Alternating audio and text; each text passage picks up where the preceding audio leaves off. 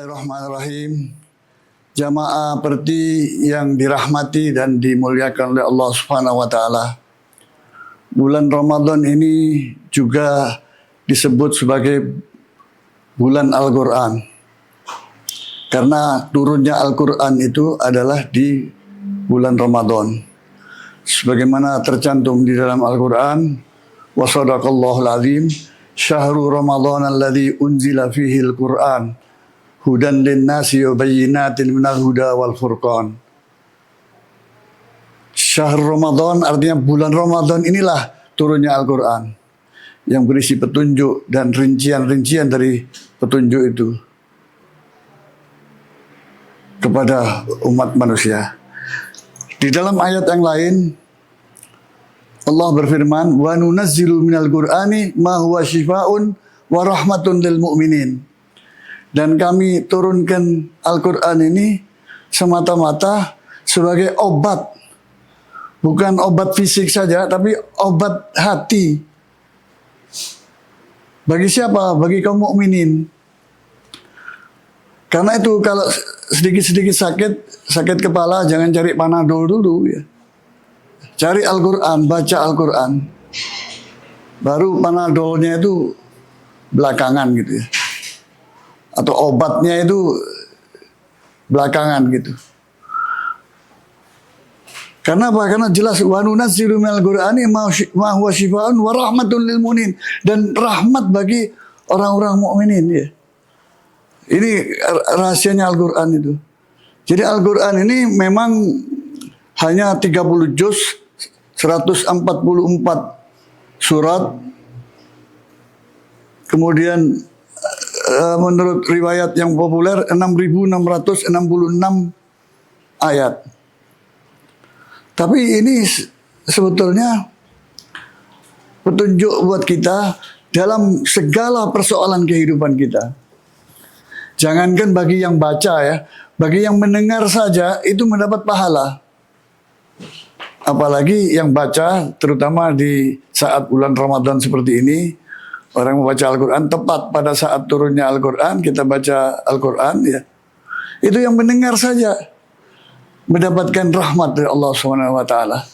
Di dalam sebuah ayat dalam Al-Quran, wa idza quri'al Qur'anu fastami'u lahu wa ansitu la'allakum turhamun.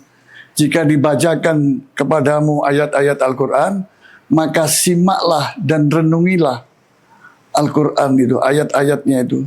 La'allakum turhamun, supaya kamu mendapatkan rahmat dari Allah SWT. Jadi sesuai dengan janji Allah bahwa Al-Quran ini memberikan rahmat kepada siapapun yang membaca, mendekati Al-Quran. Kalau sakit ya, baca Al-Quran. Nah, tradisi kita memang terutama tradisi Ahlussunnah wal Jamaah, kalau ada kematian itu baca surat Yasin. Iya betul, nggak salah. Tapi ingat ya, surat Yasin itu bukan surat kematian. Surat Yasin itu diberi juluk sebagai galbul Quran. Jantung hatinya Al-Quran itu adalah surat Yasin. Kalau ada anak lulus sekolah, kita baca Yasin. Kita sukses baca Yasin. Gagal dalam usaha, baca Yasin. Mau menikahkan anak, baca Yasin. Karena jantung hatinya Al-Quran itu adalah Yasin. Nah, itu nama-nama di dalam Al-Quran itu macam-macam. Seperti suratul Fatihah itu diberi nama oleh para ulama berdasarkan sumber-sumber yang ada, disebut sebagai Ummul Kitab. Itu artinya ibu atau induk. Induknya Alkitab itu, induknya Al-Quran itu adalah Al-Fatihah. Ulama-ulama kita dulu mengajarkan kalau nggak mampu baca seluruh Al-Quran yang 30 juz, atau jangan-jangan satu surat aja nggak mampu, cukup Al-Fatihah. Yang penting niatnya mendekati Al-Quran. Ulama-ulama kita tuh sering katakan kalau kita minta doa terakhir itu surah Al-Fatihah. Fatihah. Ummul Kitab, induknya Al-Quran itu adalah Al-Fatihah. Itu nama-nama. Ada lagi nama Al-Quran itu, nama Al-Quran surat Ar-Rahman itu diberi nama Arusul Quran. pengantin Al-Quran itu adalah surat Ar-Rahman. Karena itu melalui forum ini kepada jamaah Perti yang punya anak-anak gadis atau anak-anak jejaka yang belum kawin, suruh baca surat Ar-Rahman. Insya Allah dapat jodoh pilihan Allah.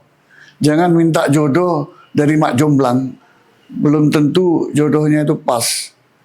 Kadang-kadang banyak masalah. Tapi kalau Allah yang memilihkan, melalui wasilahnya kita baca surat Ar-Rahman sebagai arusul Quran, surat pengantin itu 31 kali diulang, fabi ayyi ala'i rabbikuma tukadziban.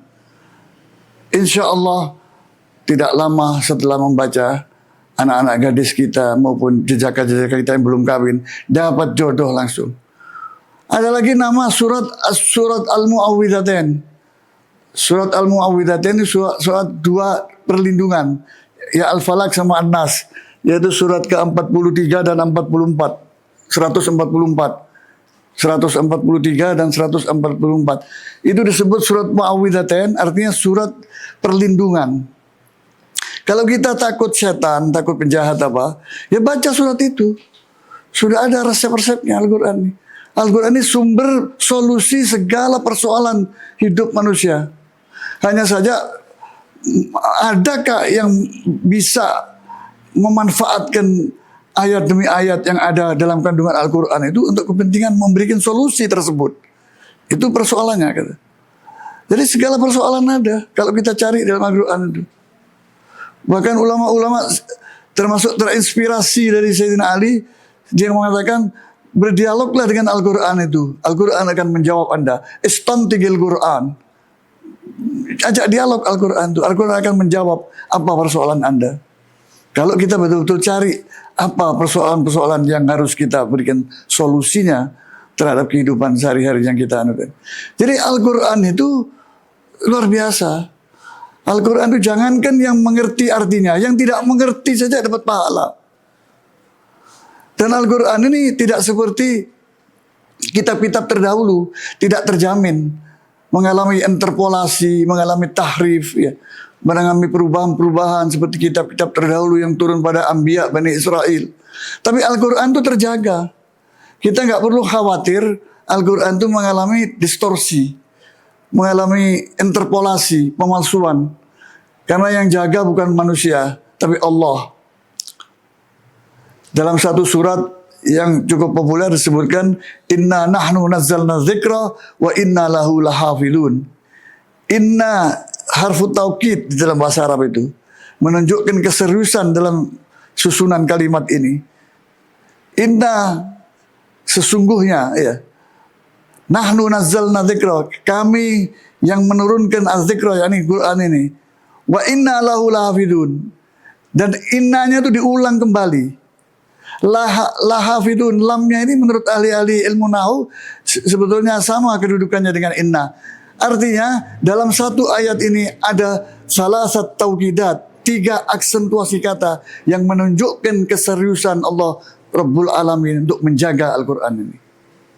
Nah, di situ melibatkan pihak lain, karena di sini tidak menggunakan domir tunggal, tapi nahnu, ya, artinya ada keterlibatan pihak lain. Itu bisa kita lihat dalam kenyataannya. Ada orang yang memalsukan Al-Quran, orang lain tahu mengabarkan ini ada, karena bacaan Al-Quran itu di sini maupun di Amerika sama. Orang Amerika baca Quran di sini harokatnya salah, tajwidnya salah, orang Indonesia bisa negor. Boleh jadi bahasa kesehariannya nggak bisa kita tegur, ya.